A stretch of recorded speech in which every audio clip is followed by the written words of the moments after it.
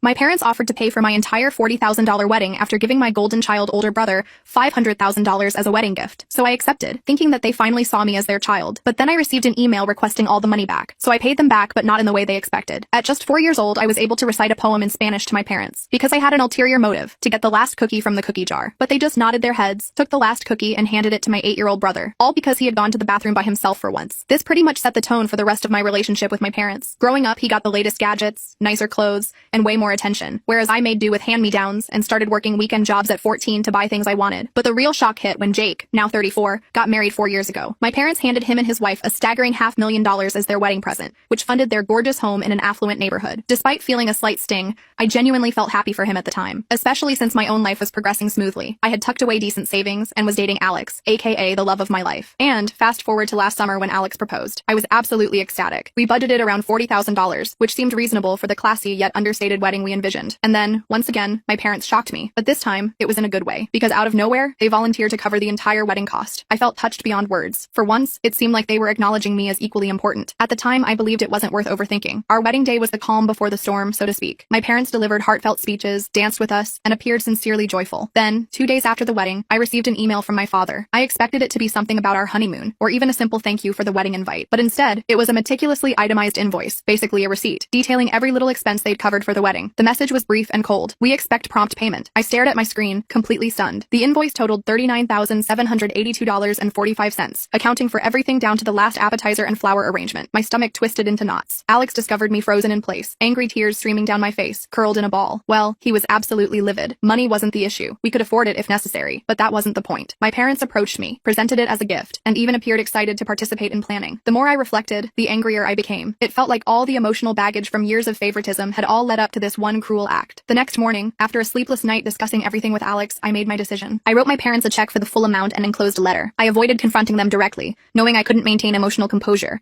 and I didn't want this devolving into a shouting match. In my letter, I reminded them that I'd been independent since age 15, paying my own way while watching them lavish everything on Jake. I held nothing back. I talked about their differential treatment and how I never complained, their cruel bait-and-switch tactic, treating me like a stranger. And finally, I finished it off by letting them know I would decline any future offers of assistance from them, including inheritance. After mailing the check and letter, I blocked their numbers. But then, complete radio silence followed. For days, I heard nothing from them, which only intensified my anger. But after a few days passed, I missed the peace, because I was getting spammed with hate and threats by my own family members. Messages from extended family members started flooding in. Distant cousins, aunts, uncles, and family friends began calling and texting, accusing me of being ungrateful and dramatic. They claimed my parents had done so much for me, and that I was blowing everything out of proportion. Jake called too, screaming about how I was destroying the family. He insisted I should have just paid the invoice without creating drama. Typical Jake behavior, always siding with them. Why wouldn't he? I haven't responded to anyone. I'm not sure what to say. On one hand, I feel completely justified. After years of second-class treatment, this felt like the final straw, and I needed to stand up for myself. On the other hand, I wonder if I'm overreacting. Am I being too sensitive? Was it unreasonable to expect they'd treat my wedding as a gift like they did Jake's? Should I have just paid the invoice and moved on? Alex's family has been incredibly supportive throughout this ordeal. His parents were horrified when they learned what my parents had done and check on us daily, but the constant messages from my side of the family are wearing me down. I'm questioning whether I made the right choice. Did I handle this incorrectly? Should I have tried talking to my parents before cutting contact? Or was I right to finally draw a boundary after years of feeling less valued than Jake? I'm truly stuck now and unsure if I'm actually wrong here. Part of me believes I had every right to be upset and defend myself, but another part wonders if I've created an irreparable family rift. Maybe I should have approached this differently. Any thoughts? Update 1. Since posting, things have gotten considerably worse. I never imagined sending that check and letter would trigger such chaos, but here we are. Yesterday morning, I awoke to an email from my mother. It slipped through because she used her company email, which I hadn't blocked yet. Her message was lengthy and self-righteous. She claimed the invoice wasn't meant to be taken seriously. According to her, they never actually intended to cash the check. The whole thing was supposedly a life lesson about financial responsibility. They allegedly wanted to test my reaction, and once they felt I'd learned their lesson, planned to tear up the check and surprise me with a $120,000 gift as my real wedding present. I couldn't believe what I was reading. A life lesson? What kind of parents trick their adult daughter this way? After reading this, it became crystal clear that this wasn't about fairness or love. It was about control. They wanted to see if I'd comply blindly or push back. It felt manipulative and cruel. Without hesitation, I immediately mobile deposited the check. No way was I letting them tear it up after this lesson. I wanted it cashed, forcing them to feel the weight of their actions. In response to my mother's email, I sent a brief reply. Thank you for confirming this was, indeed, a deliberate test rather than a misunderstanding. Then I blocked her work email too. I anticipated more contact attempts but had zero interest in additional games or so-called lessons. That evening, situations escalated further when Jake appeared at my condo unannounced. He pounded loudly on my door, shouting my name. I initially didn't answer, hoping he'd eventually leave, but that didn't happen. Instead, he began yelling through the door, claiming I was being childish and blowing everything out of proportion. He insisted our parents were just teaching me responsibility because they worried about my spending habits. That comment, especially coming from Jake, made my blood boil. This was the same guy who never paid his own cell phone bills, never worked without parental support, yet had the audacity to lecture me about financial responsibility. While he continued ranting, I quietly recorded everything on my phone. Unsure what might happen next, I wanted evidence in case the situation became messier. Jake rambled endlessly about how I was destroying the family over something trivial, and that I should apologize to our parents and move forward.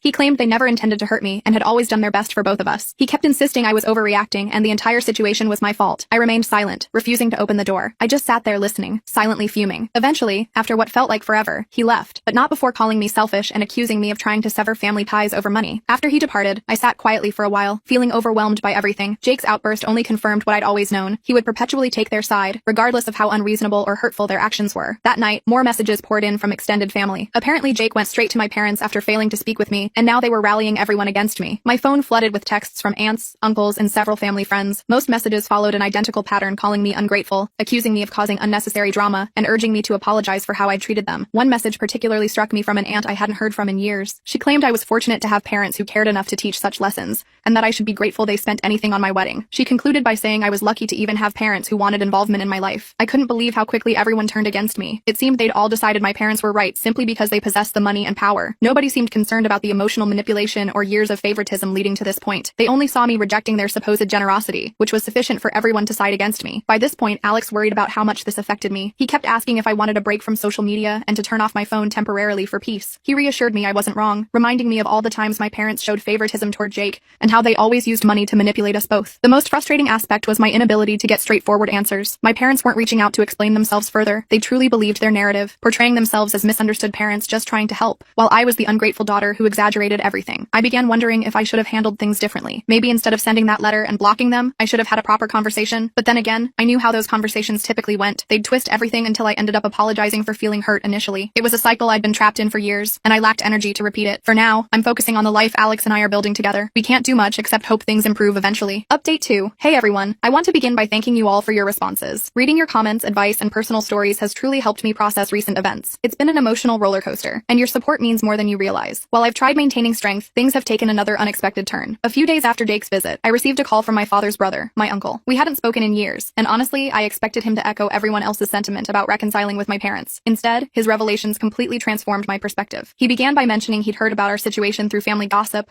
and felt compelled to contact me because, apparently, this wasn't their first manipulative stunt. 20 years ago, something similar happened between him and my grandparents, my father's parents. My uncle refused to tolerate their manipulative tactics, resulting in them smearing his reputation throughout the family, accusing him of theft and ingratitude for everything they'd provided. He explained that back then, my father didn't support him. In fact, he sided with their parents, creating a massive rift between the brothers that never fully healed. My uncle always felt abandoned by my father, and it took years to understand how their family operated. Hearing him describe the past mirrored my own experience in different contexts. My grandparents had used money and manipulation to control my uncle, exactly like my parents were attempting with me now. As he continued, everything started making sense. My parents weren't behaving out of character. They were repeating patterns established long before my birth. They learned this behavior from their own parents, and my father, having enabled his brother's situation years ago, was now playing the same role with me. My uncle mentioned that his refusal to comply with my grandparents' demands carried severe consequences. After their fallout, they completely cut him off financially and emotionally. They portrayed him as the family's black sheep, and even today, relatives believe the lies spread about him. It was entirely about control, he explained, and when they couldn't control him anymore, they erased him from their lives. His story sent chills down my spine. It perfectly mirrored my current situation. My parents were upset because I refused to play their game, and rather than understanding my viewpoint, they turned the entire family against me. I began recognizing how deeply this toxic cycle ran,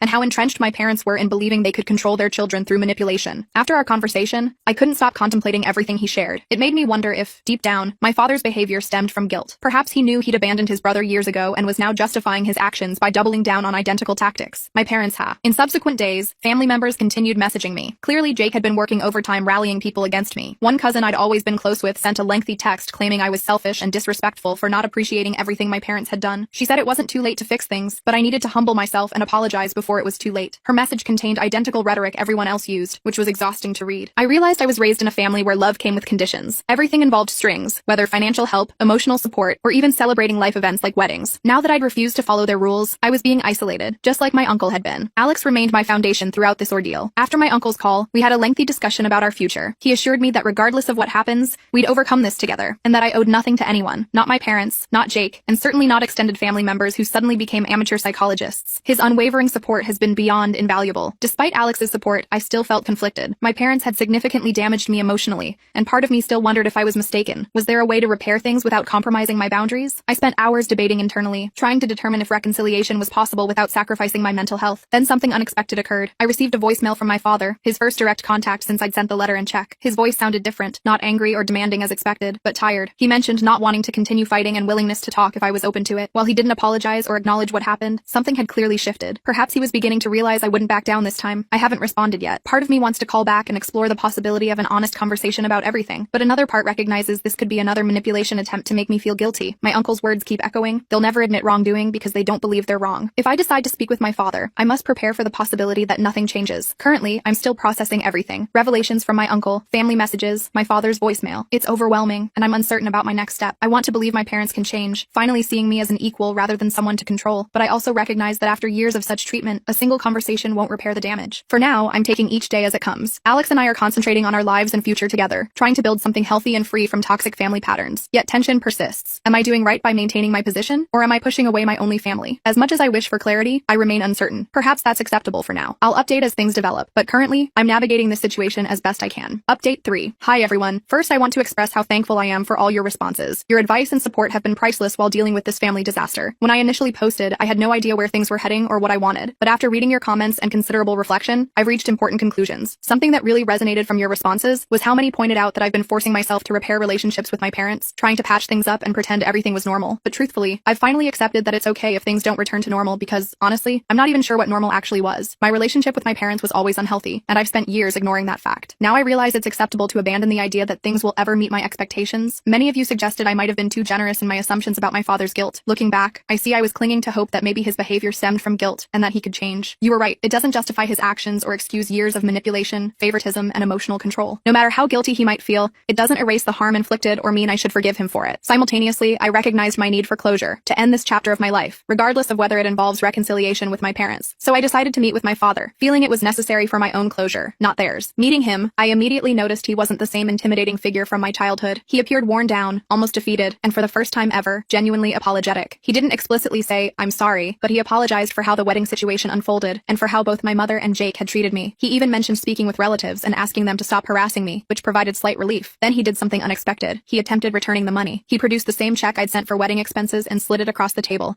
asking me to take it back. He explained that he and my mother had discussed it and wanted to make amends. This time I was prepared. I clearly stated I wouldn't take back the money. I emphasized this wasn't merely about money but about everything that had transpired over years, consistently being treated as second best and the emotional toll it had taken. I explained that reclaiming the money wouldn't fix that, and this wasn't simply a financial transaction anymore. I could see his frustration when I refused. It seemed he didn't know what else to offer. In his mind, returning the money constituted an apology, but it didn't address deeper issues that had festered for years. He couldn't comprehend that the damage wasn't something a check could undo. After my refusal, he sat quietly for several minutes before saying he didn't want to lose me. He acknowledged things had gone too far and didn't want our family torn apart. While he seemed sincere, I realized I wasn't seeking reconciliation as he envisioned it. I wasn't interested in reverting to our previous dynamic, pretending everything could magically improve. I needed space, a genuine break from the toxic relationship that had defined our interactions for so long. So I told him I needed time away from the family, and that while this meeting was important, it changed very little. I explained I wasn't ready to simply forgive and forget. I needed time to heal on my terms. Surprisingly, he didn't argue. He simply nodded and said he understood, without trying to convince me to return or accusing me of overreacting as he had previously. In some ways, that acknowledgement meant more than anything else he could have said. Leaving the meeting, I experienced mixed emotions. I wasn't angry, but neither was I relieved. I'd hoped for closure, but closure isn't as neat as we desire. There was no clear resolution, no dramatic reconciliation or emotional breakthrough. It was simply concluded. I'd expressed what I needed to, and now it was my responsibility to move forward. Since then, I've taken steps to protect my peace. I've blocked additional family members who continued harassing me, and Alex and I are focusing on building our life without constant family drama. Having breathing room has been refreshing, though part of me remains conflicted. I know I made the right decision standing up for myself, but that doesn't make it easy. Some days I wonder if I could have handled things differently, or given my parents another chance. Then I remember years of feeling inadequate and remind myself I deserve better. Jake, predictably, hasn't contacted me since meeting with my father. I suspect he remains upset about the fallout, but at this point, I'm not interested in mending things with him either. He's clearly demonstrated where his loyalties lie, and I've accepted our relationship will never reach its potential. I'm okay with that now. Releasing the fantasy that we could ever be close has been painful, yet liberating. Regarding my father, the future remains uncertain. He seemed genuinely remorseful, but I'm unsure if that's sufficient to rebuild our relationship. For now, I'll continue prioritizing myself and my happiness. If there's one lesson from this experience, it's that I deserve to put myself first for once, and that's exactly what I'll do. So that's where things stand currently. It's not the happy ending I might have wanted, but it's the conclusion I needed. Sometimes, that's enough. Thank you again to everyone following along and offering support. I appreciate it more than words can express.